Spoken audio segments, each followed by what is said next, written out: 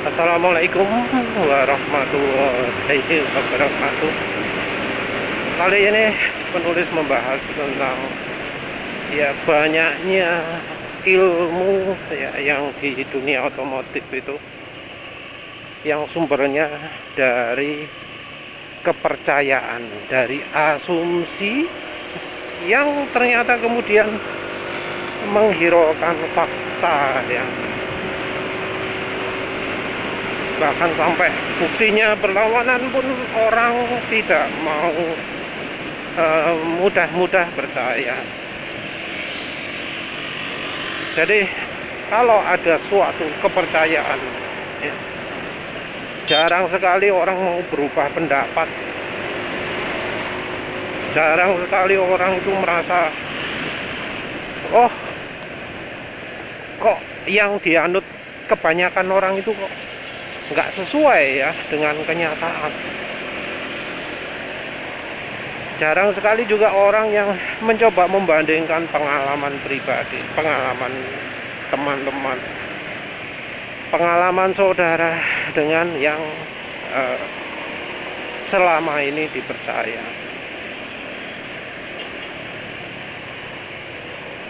Ya samalah kayak kepercayaan terhadap suatu merek. Oh, merek ini pasti gini, merek ini pasti gini, merek ini pasti gini. Yang bila kemudian menjumpai kenyataan berbeda, seringnya tidak mengakui.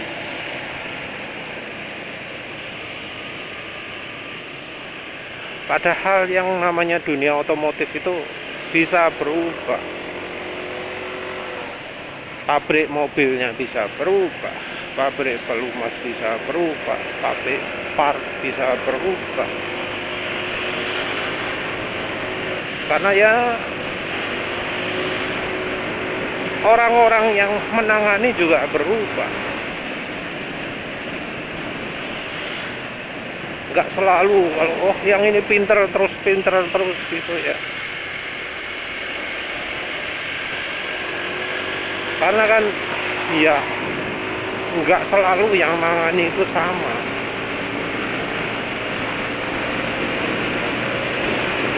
Nah, ini juga berlaku untuk yang review juga ya, sayangnya.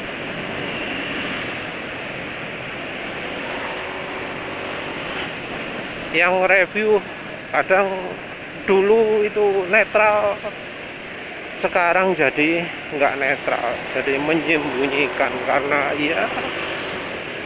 kode etik dalam tanda kutip kode etiknya orang Indonesia. Kalau sudah dibayari, jadi menutupi bohong jadi nggak jujur sayangnya gitu ya. Contohnya lah, asumsi bahwa motor matic itu mobil matic mobil matic itu boros ternyata terbukti matic yang keluaran terakhir itu bagus. Mobil matic itu lebih cepat rusak, bermasalah. Ini mungkin ada benarnya, tapi yang mobil manual bermasalah pun ada masalah di sistem manualnya. Mobil matic teknologi kuno, nggak nyaman. Nah, ini juga sebenarnya relatif karena yang teknologi kuno pun bisa dibuat nyaman, yang modern pun bisa nggak nyaman. Penulis jadi ingat ceritanya otomatisnya Ignis dengan otomatisnya satu apal. Yang Yaris mulus, yang Ignis nyentak-nyentak. Sama-sama otomatis, yang punya Ignis lebih baru. Itu semua tergantung dari istilahnya refinement.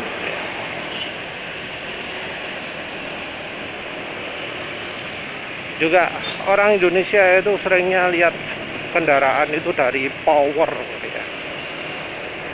Kendaraan power 120 dianggap lebih kuat daripada power misalnya 60 gitu ya. Padahal ya belum tentu, karena kita harus lihat berat kendaraannya juga. 120 beratnya 2 ton, 2500 kg, ya jelas kalah dong akselerasinya dengan yang tenaganya 60 dengan berat 700-an.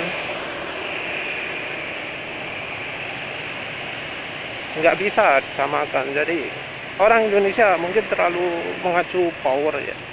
Kalau soal top speed juga gitu ya. Top speed orang Indonesia berpikir, wah kalau cc gede pasti kencang. Entah ya, karena mobil LCGC pun 160 bisa. Mobil LCGC yang tenaga di atas kertas 63 HP itu bisa 160. Ya aslinya yang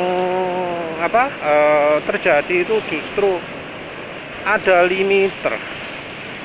Jadi top speed kendaraan di Indonesia itu terhalang limiternya, bukan terhalang oleh tenaga, bukan oleh rasio gigi, tapi oleh limiter. Begitu limiter dilepas, bahkan yang Brio pun tenaga nggak ditambah banyak, bisa sampai 200.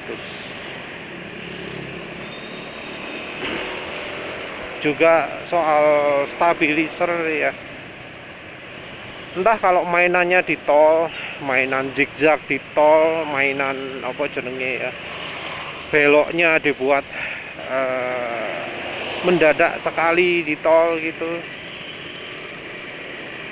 Padahal ya kebanyakan orang nggak selalu mainan di tol kecepatan di atas 100. Nah, kalau kecepatannya nggak pernah atau jarang di atas 100, penggunaan stabilizer itu ya sebenarnya nggak perlu. Kalau strut bar mungkin perlu ya untuk membuat bodi kendaraan lebih solid. Tapi kalau stabilizer belum tentu. Yang butuh stabilizer itu ya mungkin kendaraan-kendaraan yang tinggi untuk mencegah kendaraannya itu terguling ya. Stabilizer itu ya juga untuk menguji kemampuan zigzag kendaraan. Kalau nggak untuk zigzag kecepatan 100 ya nggak perlu. Dan ya sebenarnya kalau di tol emang layakkah dipakai zigzag gitu? Kan yang enggak. Yang namanya menyalip kendaraan di tol apa harus kayak kalau kecepatan rendah sacet gitu? Kan enggak toh ya. Karena sama-sama sejalur semua, kan nggak perlu sampai evasif manuver kan kencang-kencang. Tapi ya sudah tertanam di pikiran orang-orang kalau pakai stabilizer itu lebih mantep ya. Padahal ya sering kali malah lebih nggak mantep, malah lebih kegoyang-goyang kendaraannya. Tapi ya itulah orang harus kadung percaya. Terus selain itu dari sisi suspensi juga ada istilah dumper ya. Entah mengapa orang jadi percaya banget kalau dumper itu sangat penting sekali. Padahal ya masalah yang sering penulis lihat itu, kalau soal kenyamanan, kalau soal kestabilan, ini juga mobil di sebelah jakjuk gitu ya. Kalau soal kestabilan dan kenyamanan, yang jadi problem utama adalah shock breakernya. Kebanyakan shock breaker di Indonesia itu underdam, kurang. Jadi fungsi shock breaker itu mengerem gerakan suspensi, tapi yang terjadi adalah minim pengeremannya. Yang terjadi karena minim pengeremannya, maka yang dirasakan orang-orang itu ya ya apa jenenge, ngayun gitu ya.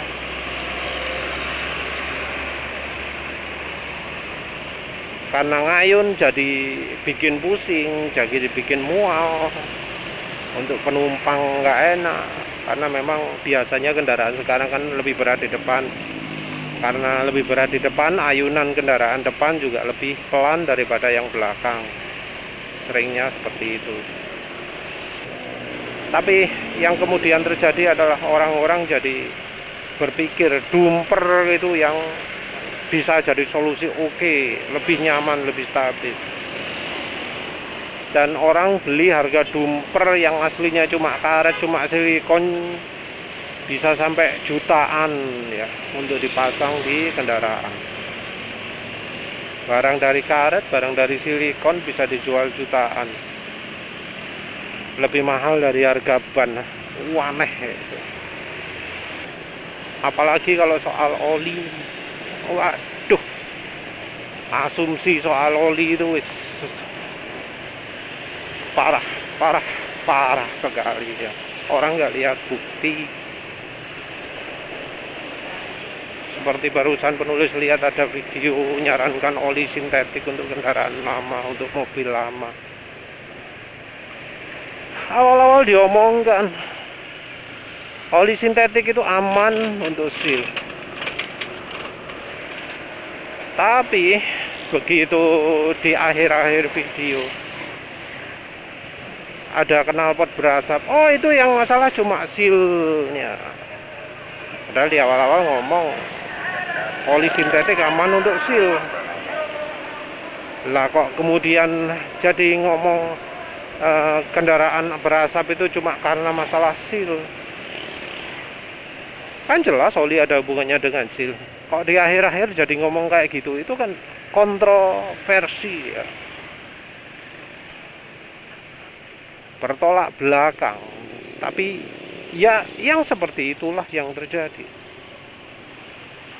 Ada fakta yang jelas menunjukkan omongannya tidak sesuai, tapi masih ngeyel soal sludge macam-macam itu. Orang juga nggak kepikir bahwa yang terjadi sekarang itu sudah beda dari masa lalu. Ada orang ngomong oli full sintetik itu bisa dipakai berapa, 10.000 km. Apa emang benar? Toh nyatanya orang yang mengklaim oli bisa 10.000, tapi ya buktinya diganti ke 5.000 km ya, dengan alasan apapun. Kenapa seperti itu? Karena ya oli sintetik sekarang sudah beda dari masa lalu. Nggak sama. Kualitas oli sekarang walau sudah disebut full sintetik, nggak bisa disamakan dengan masa lalu yang benar-benar bisa 10.000, 15.000, 20.000 bahkan kalau untuk mobil. Karena memang ketahanan bahan olinya sudah berubah, nggak sama kayak dulu. Tapi orang masih ngeyel aja oli full sintetik yang terbaik, padahal dari oli mineral aslinya nggak beda. Kemudian coba engine flush, ya lagi-lagi ya karena orang ngeyel oli full sintetik itu bagus, padahal olinya menghasilkan kerak sludge ya. Jadi muncul fenomena atau teori bahwa kalau yang namanya kendaraan baru itu memang menghasilkan kerak atau sludge lebih banyak karena lebih besar tenaganya, lebih efisien. Ya padahal enggak juga sih. Sludge itu problemnya dari oli, bukan hubungan dengan tenaga. Kalau mesin ada sludge-nya yang itu salah oli, tapi kemudian dijadikan sarana untuk jualan engine flush yang dimana jadi mangsa atau makanan atau ya sarana pabrik, sarana bengkel-bengkel untuk mendapatkan keuntungan berkali lipat. Ditawarkan engine flash. Padahal ya sebenarnya nggak ada bukti nyata bahwa engine flash itu bisa membersihkan mesin, tapi bisa laris ya. Acuan mereka itu, oh ini loh, lihat keluaran oli jadi hitam. Padahal selama mereka pakai oli itu, nggak pakai engine flash pun pasti hitam keluarannya, karena memang oli sintetik yang mereka gunakan itu kualitasnya di bawah standar. Olinya saja nggak ada logo API-nya. Oli nggak ada logo API-nya dibangga-banggakan. Oh, ini oli API SN, API apa gitu ya. Terus untuk mesin ada juga carbon clean. Carbon clean ini ya ada yang campur bensin, ada yang lewat cara lain lah ya, murah. Padahal ya yang namanya kebersihan ruang bakar itu harusnya jadi tugas harian ya, bukan dilakukan berkala. Karena ya namanya kebersihan ruang bakar itu ditentukan oleh dua hal, oleh bahan bakarnya, oleh oli mesinnya. Dua-duanya ini berperan. Kalau sampai terjadi di ruang bakar itu bergerak, maka yang perlu dicurigai itu ya bahan bakarnya dan olinya. Dua ini yang harus dibenahi. Kalau misalnya orangnya nggak mampu beli bensin yang mahal, ya orangnya harusnya menyelidiki atau carilah oli yang tidak membuat ruang bakar itu jadi kotor. Dan yang namanya kemampuan oli itu, kita sama sekali nggak bisa percaya sama tulisan dibungkus, karena tulisan dibungkus itu nggak ada jaminannya. Mana ada jaminan kalau misalnya efek yang dijelaskan di bungkus olinya itu tidak terjadi. Disebut mesin bersih, ruang bakar bersih, nggak ada sludge. Kalau misal terjadi sludge,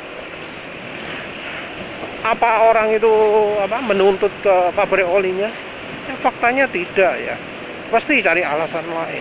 Aneh hanya orang itu begitu. Apa maneh?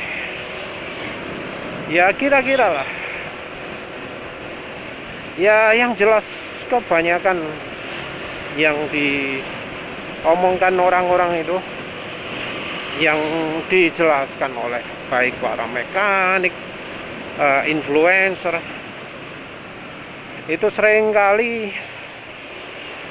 hanya pengetahuan asumsi, yang berdasarkan asumsi saja, bukan berdasarkan fakta. Atau kalau misalnya faktanya fakta masa lalu yang sudah tidak berlaku sekarang. Kita harus hati-hati ya memilah-milah informasi. Kita jangan sepelekan testimoni itu, karena ya testimoni itu merupakan hasil kesimpulan dari implementasi zaman sekarang. Jangan percaya dengan orang yang ngaku-ngaku ahli ya, ahli oli, ahli kendaraan. Kalau yang ngomong itu tidak ngasih bukti yang relevan pada saat ini, percuma ngasih bukti real tapi 60 tahun lalu, wah itu nggak relevan sama sekali. Atau ngasih informasi masa gini tapi tanpa ada percobaan sama sekali. Hati-hati ya. Ya wis lah, itu aja. Semoga ya kalau ada informasi diverifikasi, dibandingkan, dicek dengan kenyataan. Ya wes, itu saja. Terima kasih sudah menonton. Assalamualaikum warahmatullahi wabarakatuh.